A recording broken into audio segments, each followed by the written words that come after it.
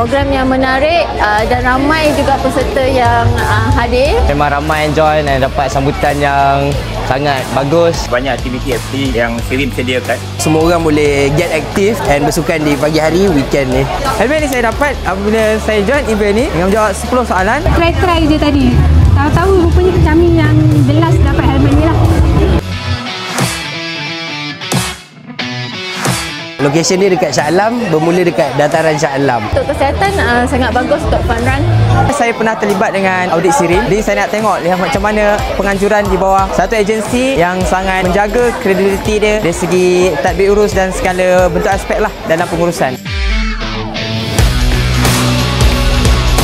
Absolutely, saya akan join lagi. Semestinya saya akan join apa saja aktiviti yang dianjurkan oleh SIRIM, seminar ke event ke semualah. Saya harap dia buat setiap tahun lah.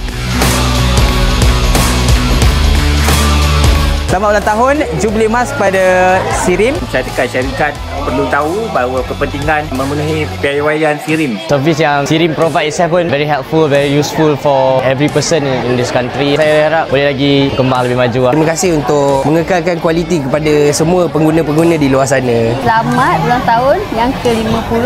Ada SIRIM baru beli.